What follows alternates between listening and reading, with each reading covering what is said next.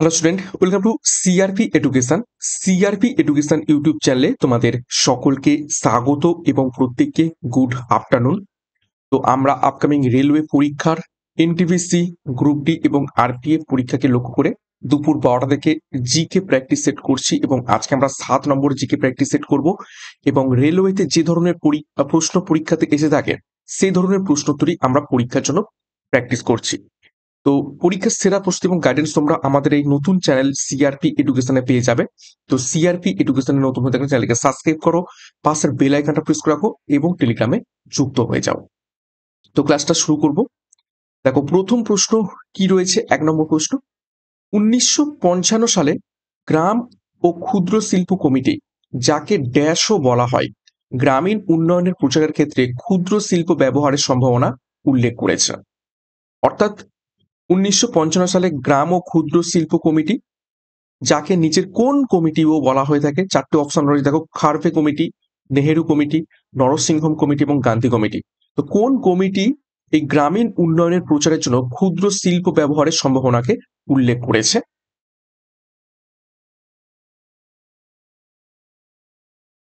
তো সঠিক উত্তর হবে অপশন এ, কার্ভে কমিটি। তো কার্ভে কমিটি কত সালে এসেছিল? 1955 সালে। 2 নম্বর প্রশ্ন দেখো, ভারতে একটি রাজ্যের বিচারক পরিষেবাতে জেলা বিচারক ব্যতীত অন্য ব্যক্তিদের নিয়োগ করেন নিচের কোন ব্যক্তি?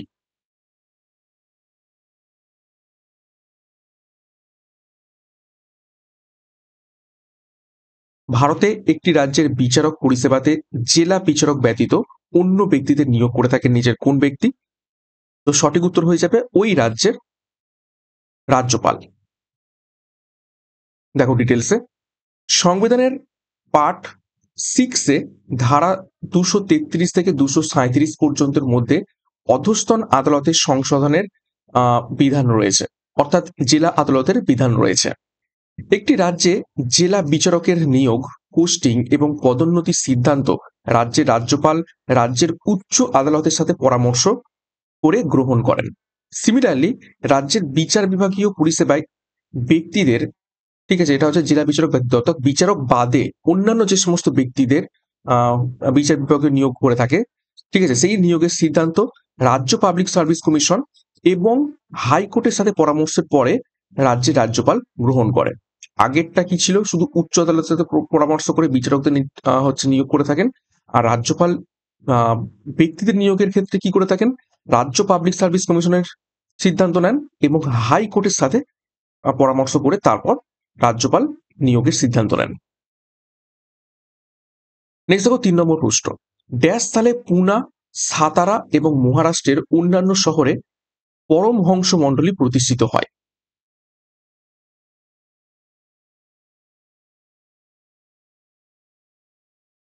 একদম স্ট্যান্ডার্ড প্রশ্ন উত্তর, রেলওয়ে পরীক্ষার মতো।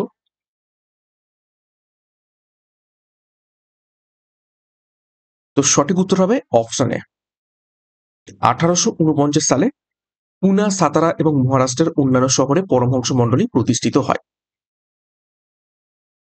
নেক্সট দেখো, 4 নম্বর প্রশ্ন, ভারতের সংবিধানের কোন ধারার অধীনে গ্রাম পঞ্চায়েত সংগঠিত হয়েছে?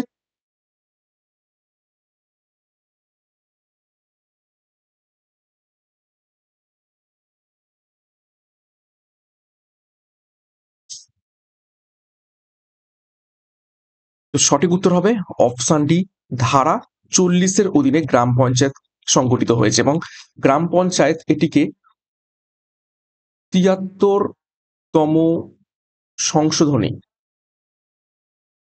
কত সাল? 1992 সাল। 1992 সালে সাংবিধানিক রূপ দেয়া হয়। সাংবিধানিক রূপ দেয়া হয়। আর ধারা 40 এটা কার আন্ডারে রয়েছে? ডিপিএসপির আন্ডারে রয়েছে। ডিপিএসপির পার্ট কি? পার্ট 4, ঠিক আছে, এবং আর্টিকেল কত থেকে রয়েছে? আর্টিকেল রয়েছে 36 থেকে 51 পর্যন্ত। নেক্সট গুরুত্বপূর্ণ ঘোষণা, তোমাদের আপকামিং রেলওয়ে পরীক্ষাকে লক্ষ্য করে Vande Bharat express batch 2025 launch করা হয়েছে, যেখানে এনটিপিসি রেলওয়ে গ্রুপ ডি এবং আরপি পরীক্ষার সেরা প্রস্তুতি তোমরা পাবে।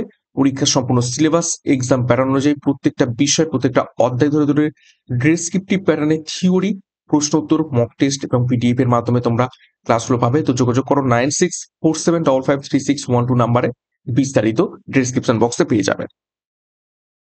নেক্সট 5 নম্বর প্রশ্ন, আলকাপ হলো একটি গ্রামীণ নৃত্য নাট্য পরিবেশন যা ঝাড়খণ্ড এবং ড্যাশের অংশে প্রচলিত রয়েছে।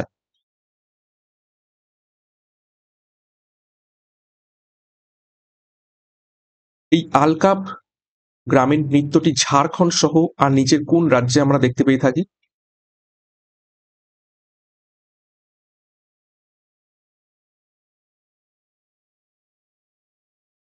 সঠিক উত্তর হবে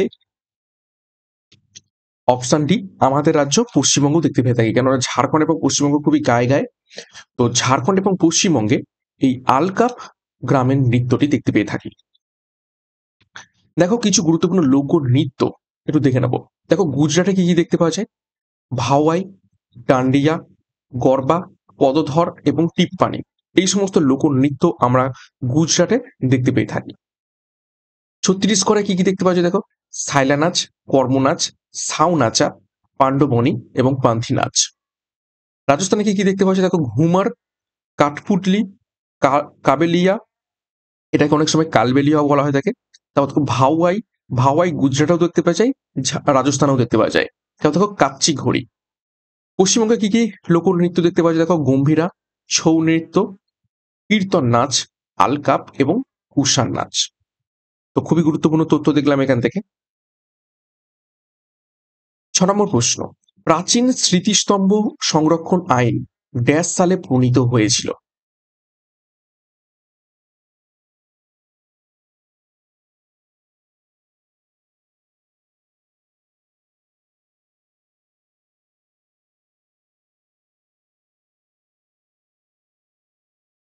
নিচের কোন সালে স্মৃতিস্তম্ভ সংরক্ষণ আইন প্রণীত হয়? সঠিক উত্তর হবে অপশন ডি, 1904 সালে। 7 নম্বর প্রশ্ন, নয়াদিল্লির লালকেল্লা কমপ্লেক্সটিকে ড্যাশ সালে ইউনেস্কোর বিশ্ব ঐতিহ্যের তালিকায় অন্তর্ভুক্ত করা হয়েছিল?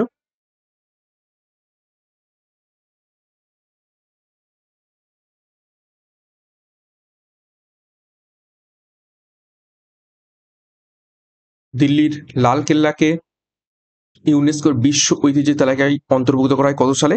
সঠিক উত্তর হবে অপশন বি, 2007 সালে।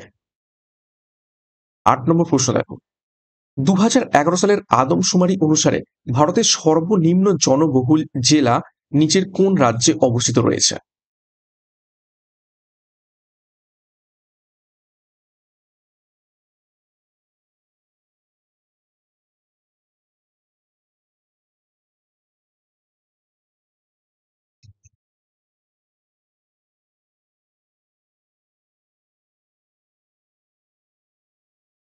তো সঠিক উত্তর হবে অপশন সি, অরুণাচল প্রদেশ। এবং অরুণাচল প্রদেশের জেলাটার নাম কি? সেটা হচ্ছে দিবং উপত্যকা, ঠিক আছে, যেটা হচ্ছে সর্বনিম্ন জনবহুল জেলা। দেখো কিছু গুরুত্বপূর্ণ তথ্য দেখবো। উত্তর চব্বিশ পরগনা, আমাদের রাজ্যের উত্তর চব্বিশ পরগনা, যেখানে হচ্ছে 1.08 কোটি জনসংখ্যা সহ ভারতের দ্বিতীয় সর্বাধিক জনবহুল জেলা, এটা হচ্ছে দ্বিতীয় সর্বাধিক জনবহুল জেলা। তারপর দেখো 2011 সালের আদমশুমারি অনুযায়ী বিহারের জনসংখ্যার ঘনত্ব হলো সব থেকে বেশি। 2011 সালের আদমশুমারি অনুসারে উত্তরপ্রদেশের জনসংখ্যা হলো সর্বাধিক, এবং 2011 সালের আদমশুমারি অনুযায়ী মহারাষ্ট্রের দ্বিতীয় সর্বোচ্চ জনসংখ্যা রয়েছে।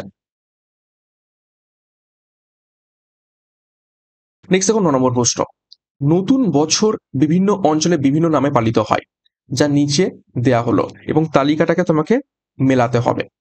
দেখো অপশন এতে রয়েছে নবরেহ, অপশন 2-তে রয়েছে উগাডি, অপশন 3-তে রয়েছে বিশু, এবং অপশন 4-এ রয়েছে পানা সংক্রান্তি।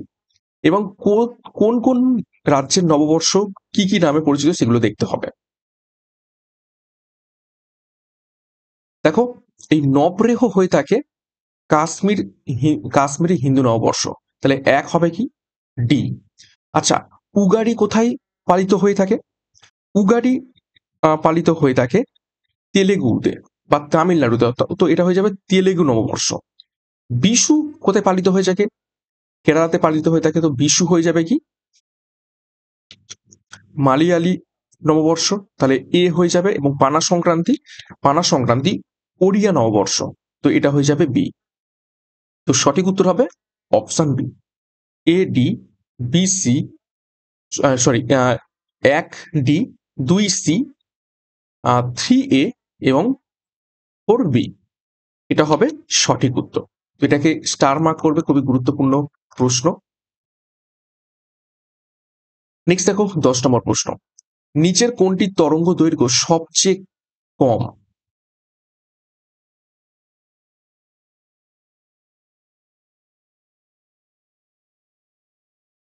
তরঙ্গ দৈর্ঘ্য কম নিচের কোনটি সব থেকে?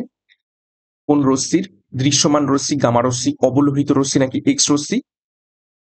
তো সঠিক উত্তর হবে অপশন বি, গামা রশ্মি। গামা রশ্মির যে তরঙ্গ দৈর্ঘ্য খুবই কম, এবং তরঙ্গ দৈর্ঘ্য যার যত কম হবে তার ভেদন ক্ষমতা বা শক্তি তত বেশি হবে। 11 নম্বর প্রশ্ন। ড্যাশ গঙ্গা নদীর একটি উপনদী নয়? নিচের 4টি নদীর নাম রয়েছে, তার মধ্যে কোন নদীটি গঙ্গা নদীর একটি উপনদী নয়?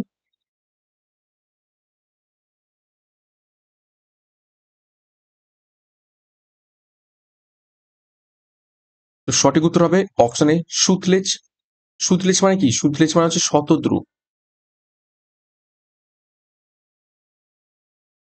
এবং কোন নদীর উপনদী এটা? সিন্ধু নদীর উপনদী। নেক্সট 12 নম্বর প্রশ্ন। জিন তত্ত্বের জনক কাকে বলা হয়ে থাকে?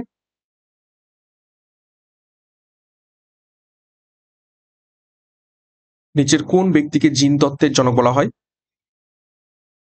4জন বিজ্ঞানীর নাম রয়েছে। সঠিক উত্তর হবে option D, Gregor Mendel. Gregor ম্যান্ডেলকে জিন তত্ত্বের জনক বলা হয়ে থাকে। নেক্সট 13 নম্বর প্রশ্ন। এমএস ওয়ার্ডে একটি নতুন অনুচ্ছেদ তৈরি করতে নিচের কোন কি ব্যবহার করা হয়?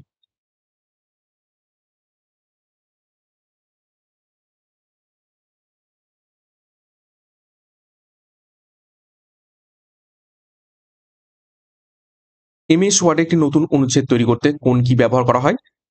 সঠিক উত্তর হবে অপশন বি, এন্টার কিটার প্রেস করতে হয়। 14 নম্বর প্রশ্ন। একটি পর্বত সম্মুখ বরাবর পলির পাখাকে সমন্বিত করার ক্রমকে কি বলা হয়ে থাকে?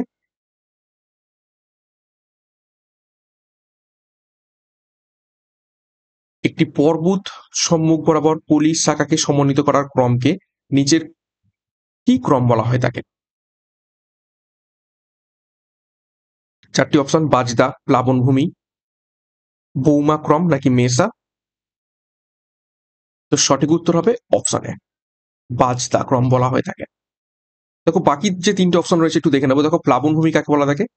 অনেক সময় নদী উপচে পড়ে এবং তীর বন্যায় দ্বারা প্লাবিত হয়ে যায়, আর পলির স্তর জমা হয়ে সমতল উর্বর প্লাবনভূমির সৃষ্টি করে। তো যে ভূমি বন্যার ফলে নদী উপচে পড়ে সৃষ্টি হয়ে যায় পলির দ্বারা, তাকেই বলা হচ্ছে প্লাবনভূমি। আচ্ছা, মেসা কি? মেসা হলো ভূমির একটি উঁচু এলাকা যা আকারে বৃহৎ হয় এবং বার্টসের তুলনায় সামান্য কম উঁচু হয়ে থাকে। তারপর দেখো বৌমাক্রম কি? বৌমাক্রমকে পাললিক শিলায় ঘটে যাওয়া পাললিক কাঠামোর একটি বৈশিষ্ট্যযুক্ত ক্রম হিসাবে বর্ণনা করা হয়ে থাকে। এত ডিটেলসে না জানলেও চলবে। নেক্সট দেখো 15 নম্বর প্রশ্ন। ভারতীয় সংসদ কোন সালে নাগরিকত্ব আইন পাস করে? বহুবার পরীক্ষাতে এসেছে এবং গুরুত্বপূর্ণ প্রশ্ন।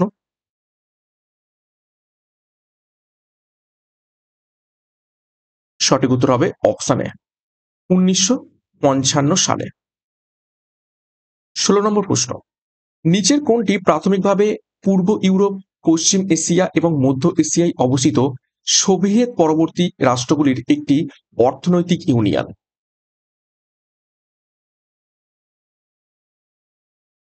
কি বলছে, নিচের কোনটি প্রাথমিকভাবে পূর্ব ইউরোপ, পশ্চিম এশিয়া এবং মধ্য এশিয়ায় অবস্থিত সোভিয়েত পরবর্তী রাষ্ট্রগুলি? সোভিয়েত বলতে রাশিয়া। তো রাশিয়ার নিচে বা রাশিয়ার পরের যে সমস্ত দেশগুলো রয়েছে বা রাষ্ট্রগুলো রয়েছে তাদের অর্থনৈতিক ইউনিয়ন নিচের কোনটি? তো সঠিক উত্তর হয়ে যাবে option C, Eurasian Economic Union হয়ে যাবে এই পূর্ব ইউরোপ, পশ্চিম এশিয়া এবং মধ্য এশিয়ায় একটি অর্থনৈতিক ইউনিয়ন। দেখো ডিটেলসে, পূর্ব ইউরোপ, পশ্চিম এশিয়া এবং মধ্য এশিয়ায় অবস্থিত রাজ্যগুলির বা রাষ্ট্রগুলির অর্থনৈতিক ইউনিয়ন হলো ইউরেশিয়ান অর্থনৈতিক ইউনিয়ন বা ইএইউ। 29 মে 2014 সালে ইউরেশিয়ান অর্থনৈতিক ইউনিয়নের চুক্তি রাশিয়া, বেলারুশ এবং কাজাখস্তানের নেতাদের দ্বারা স্বাক্ষরিত হয়েছিল। এটা 1 জানুয়ারি 2015 সালে কার্যকর হয়।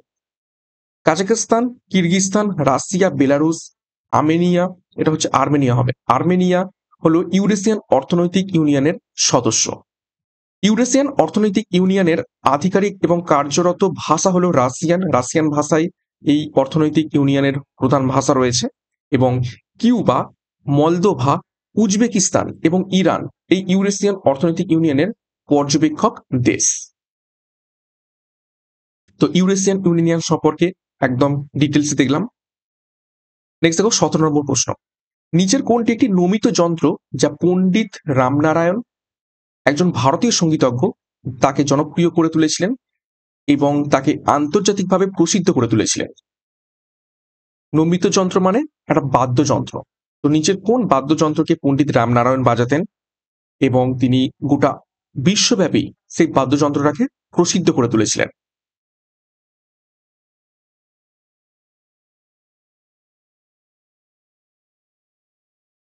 সঠিক উত্তর হবে অপশন ডি, সারেঙ্গি। 18 নম্বর প্রশ্ন, হিমালয় পর্বতমালা হলো এক ধরনের কি পর্বত?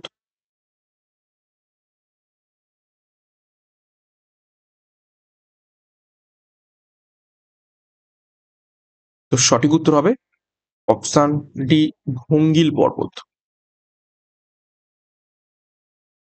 19 নম্বর প্রশ্ন, ভাগীরথী নদীর উপর নির্মিত তেহেরি বাঁধ নিম্নলিখিত কোন রাজ্যে অবস্থিত রয়েছে? তেহরি বাঁধ হচ্ছে ভারতের উচ্চতম বাঁধ। কোন রাজ্যে অবস্থিত রয়েছে? সঠিক উত্তর অপশন বি, উত্তরাখণ্ডে। দেখো কিছু গুরুত্বপূর্ণ বাঁধের নাম দেখবো, কোন নদীর উপর অবস্থিত এবং অবস্থান দেখে নেব। দেখো, বাগলিহার বাঁধ চেনাব নদীর উপর অবস্থিত রয়েছে, জম্মু কাশ্মীর। তেহরি বাঁধ ভাগীরথী নদীর উপর অবস্থিত রয়েছে, উত্তরাখণ্ডে। তেহরি বাঁধ কি বললাম, এটা হচ্ছে উচ্চতম। ভাকরা নাঙ্গাল বাঁধ সুতলেজ বা শতদ্রু নদীর উপর হিমাচল প্রদেশে অবস্থিত রয়েছে এবং এটা হচ্ছে বৃহত্তম বাঁধ ভাকরা নাঙ্গাল। সর্দা সরোবর বাঁধ নর্মদা নদীর উপর গুজরাটে অবস্থিত রয়েছে। হীরাকুদ বাঁধ মহানদীর উপর উড়িষ্যাতে অবস্থিত রয়েছে এবং এটা হচ্ছে দীর্ঘতম।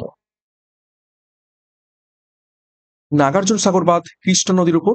এবং দেখো, তেলেঙ্গানার নালগোন্ডা জেলা এবং অন্ধ্রপ্রদেশের গুন্টুর জেলার মধ্যে এটি অবস্থিত রয়েছে, অর্থাৎ দুটো জেলার ঠিক মধ্যবর্তী স্থানে অবস্থিত রয়েছে নাগার্জুন সাগর বাঁধ। 20 নম্বর প্রশ্ন, ম্যালপিজিয়ান নালিকাগুলি কিসের বৈশিষ্ট্যযুক্ত? অর্থাৎ কোন ধরনের প্রাণীর মধ্যে আমরা ম্যালপিজিয়ান নালিকা দেখতে পেয়ে থাকি? 4টি অপশন রয়েছে দেখো, ইকিনোডার্মাটা, আর্থ্রোপোডা, অ্যানেলিডা নাকি চোরডাটা?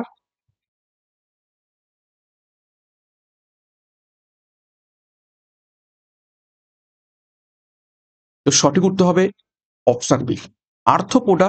এই ধরনের প্রাণীদের মধ্যে আমরা ম্যালপিজিয়ান নালিকা দেখতে পেয়ে থাকি, যেমন কি আরশোলা। তো দেখো ডিটেলসে দেখবো কিছু গুরুত্বপূর্ণ জীব এবং তাদের রেচনাঙ্গ দেখবো। দেখো, এককোষী প্রাণী বা অ্যামিবা, তাদের শরীরের উপরিভাগই হচ্ছে রেচনাঙ্গ। তাও দেখো প্ল্যাটি হেলমেন্থিস, যেমন হচ্ছে চ্যাপ্টা কৃমি, রেচনাঙ্গ শিখা কোষ। গোল কৃমি এবং কেঁচো, এদের রেচনাঙ্গ নেফ্রিডিয়া। আর্থ্রোপোডা, যেমন হচ্ছে আরশোলা, তাদের রেচনাঙ্গ হচ্ছে ম্যালপিজিয়ান টিউবুল বা নালিকা। ঠিক আছে, এটা পিজিয়ান হবে, ম্যালপিজিয়ান নালিকা বা টিউবুল। তা দেখো, ক্রাস্টেসিয়ান্স যেমন চিংড়ি, এদের রেচনাঙ্গ অ্যান্টেলান গ্রন্থি বা যেটাকে বলা থাকে সবুজ গ্রন্থি। আর মেরুদণ্ডী প্রাণীদের রেচনাঙ্গ সেটা হচ্ছে বৃক্ক। নেক্সট 21তম প্রশ্ন, গঙ্গা নদী নিম্নলিখিত কোন রাজ্যের মধ্য দিয়ে প্রবাহিত হয় না? 4টি রাজ্য রয়েছে দেখো, উত্তরাখণ্ড, বিহার, মধ্যপ্রদেশ এবং উত্তরপ্রদেশ। তো কোন রাজ্যের মধ্য থেকে গঙ্গা নদী প্রবাহিত হয় না? এটা ইজি প্রশ্ন একদম।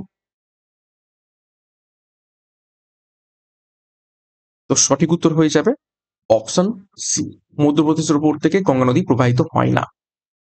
দেখো ডিটেলসে, গঙ্গা নদী এটি উত্তরাখণ্ডের উত্তরকাশী জেলার গোমুখের কাছে গঙ্গোত্রী হিমবাহ থেকে উৎপত্তি হয়েছে। এখানে এটি ভাগীরথী নামে পরিচিত। এটি হিমাদ্রি এবং হিমাচলে সরু গিরিপথের মধ্য থেকে প্রবাহিত হয়ে যায়। তারপর দেখো দেবপ্রয়াগে ভাগীরথী অলকানন্দার সাথে মিলিত হয় এবং অতঃপর এটি গঙ্গা নামে পরিচিত হয়। তাহলে দেবপ্রয়াগে ভাগীরথী নদী আসছে, আরেক দিক থেকে আসছে অলকানন্দা, এবং দুটো প্রবাহের মিলিতর পরেই নাম হচ্ছে কি গঙ্গা। হরিদ্বারে গঙ্গা সমতল ভূমিতে এসে প্রবেশ করছে। এখান থেকে ভাগীরথী এবং পদ্মা নামে দুটি শাখায় বিভক্ত হয়ে যাওয়ার পরে এটি প্রথমে দক্ষিণে, তারপর দক্ষিণ পূর্ব দিকে প্রবাহিত হচ্ছে। এখানে মিনস হচ্ছে এটা তোমার মুর্শিদাবাদে, ঠিক আছে। আচ্ছা, এই নদীর দৈর্ঘ্য অর্থাৎ আমাদের গঙ্গা নদীর দৈর্ঘ্য কি 2525 কিমি। কিভাবে মনে রাখবে দেখো, 25-25। এটি উত্তরাখণ্ড, উত্তরপ্রদেশ, বিহার, ঝাড়খণ্ড এবং পশ্চিমবঙ্গ রাজ্যের মধ্য দিয়ে প্রবাহিত হয়েছে। গঙ্গা অববাহিকা কেবল ভারতেই প্রায় 8.6 লক্ষ বর্গ কিলোমিটার এলাকা জুড়ে রয়েছে। এরপরে বাংলাদেশে পদ্মা নামে প্রবাহিত হয়েছে। নেক্সট দেখো 22তম প্রশ্ন, নিম্নলিখিত কোন আন্তর্জাতিক গোষ্ঠীর সাধারণ মুদ্রা ইউরো?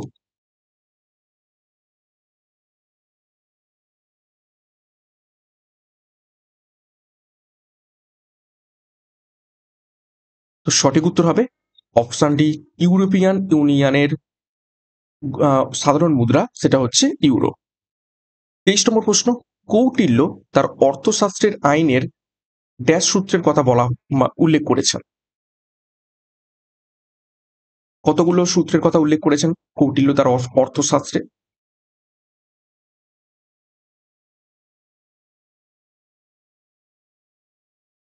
তো সঠিক উত্তর হবে অপশন এ, 4 সূত্র। কৌটিল্যের আসল নাম কি? পরীক্ষায় প্রশ্ন আসে। বিষ্ণুগুপ্ত। এবং আর একটা ডাক নাম রয়েছে, সেটা হচ্ছে কি চাণক্য। 24তম প্রশ্ন, 2011 সালের আদমশুমারির তথ্য অনুসারে ভারতের জনসংখ্যার ঘনত্ব কত ছিল? Population density.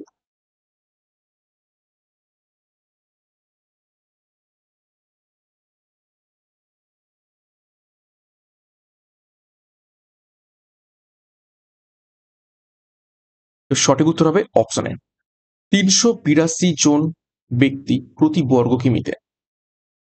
ঠিক আছে, 382 জন পার স্কোয়ার কিলোমিটারে জনসংখ্যা 2011 সালের আদমশুমারি অনুযায়ী। দেখো তথ্য দেখবো, 2011 সালের আদমশুমারি ছিল দেশের 15তম জাতীয় আদমশুমারি।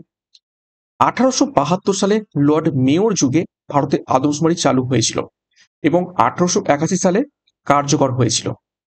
এই আদমশুমারি শ্রীমান শ্রী চন্দ্রমৌলির নির্দেশনায় পরিচালিত হয়েছিল। কোনটা? এই 2011 সালেরটা। 2011 সালের আদমশুমারির স্লোগান ছিল আমাদের আদমশুমারি আমাদের ভবিষ্যৎ। 2011 সালের আদমশুমারির অস্থায়ী পরিসংখ্যান অনুসারে দেশের জনসংখ্যা ছিল দেখো 1210.19 মিলিয়ন, যার মধ্যে 623.7 মিলিয়ন পুরুষ এবং 586.46 মিলিয়ন মহিলা। উত্তরপ্রদেশ হল ভারতের সব থেকে জনবহুল রাজ্য। 25 নম্বর প্রশ্ন, নিম্নলিখিতদের মধ্যে কোন মাটির কণা তাদের আকারের দিক থেকে সব থেকে সূক্ষ্ম? 4টি অপশন দেখো, বালি মাটি, পলি মাটি, নুড়ি মাটি নাকি এঁটেল মাটি। তো এই 4 ধরনের মাটির মধ্যে থেকে কোন মাটির কণা সব থেকে সূক্ষ্ম?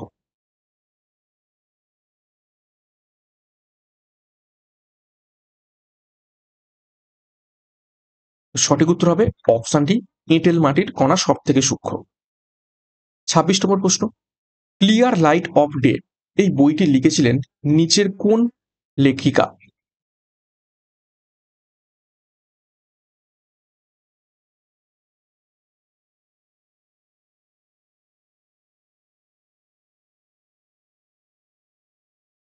তো সঠিক উত্তর হবে option A, Anita Desai. Anita Desai clear light off day এই বইটি লিখেছিলেন।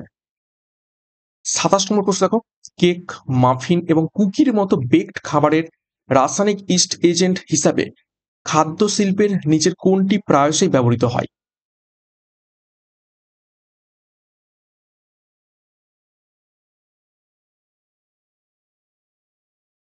সঠিক উত্তর কি হবে? নিচের কোনটি রাসায়নিক ইস্ট এজেন্ট হিসাবে কেক, মাফিন, কুকির মতো বেকড খাবারে ব্যবহৃত হয়? তো সঠিক উত্তর হবে option C, sodium carbon, sodium bicarbonate, সংকেত NaHCO3। এবং এটাকে কি বলা হয় থাকে? Baking soda. ওকে। আর দেখো ক্যালসিয়াম অক্সিক্লোরাইড যেটা অপশন এতে রয়েছে, এটা ব্লিচিং পাউডার।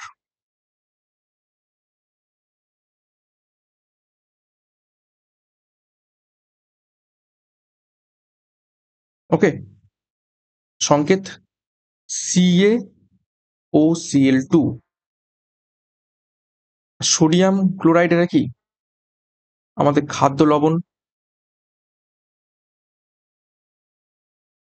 ২৮ নম্বর প্রশ্ন, একচেটিয়া নামক বাজার কাঠামো সেখানে বিদ্যমান থাকে যেখানে যে কোনো বাজারে ড্যাশ থাকে। একচেটিয়া বাজার মানে হচ্ছে মনোপলি মার্কেট।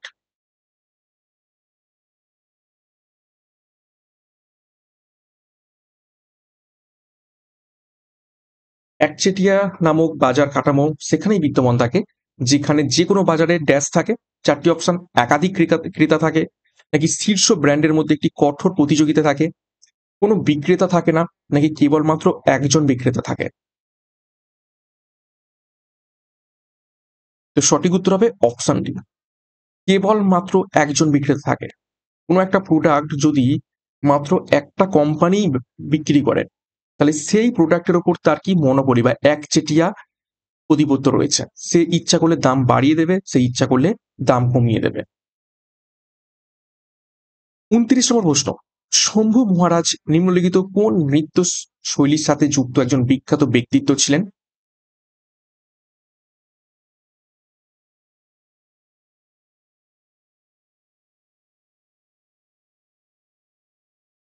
তো সঠিক উত্তর হবে অপশন ডি, কত্থক নৃত্যের সাথে একজন বিখ্যাত ব্যক্তিত্ব ছিলেন শম্ভু মহারাজ।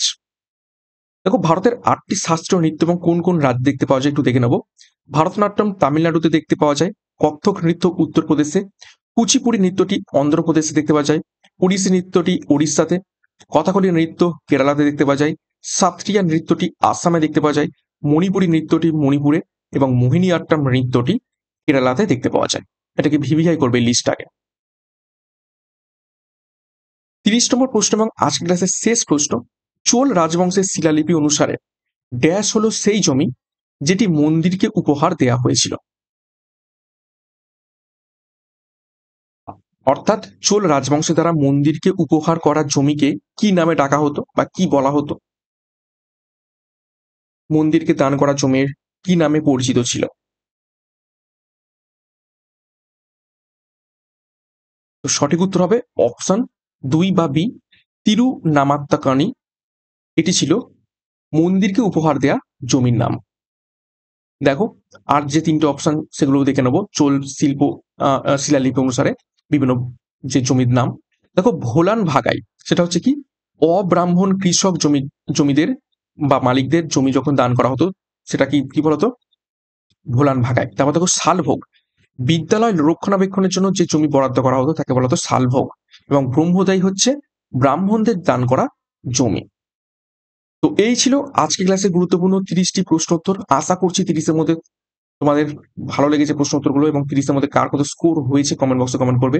প্রশ্নপত্র কেমন ছিল এবং তোমাদের মন্তব্য কমেন্ট বক্সে কমেন্ট করে জানাবে। ভালো লাগলে একটা লাইক করো যারা যেটা ক্লাসটা দেখছো, এবং প্রত্যেকদিন ক্লাসগুলো দুপুর 12টা থেকে ফলো করতে থাকো।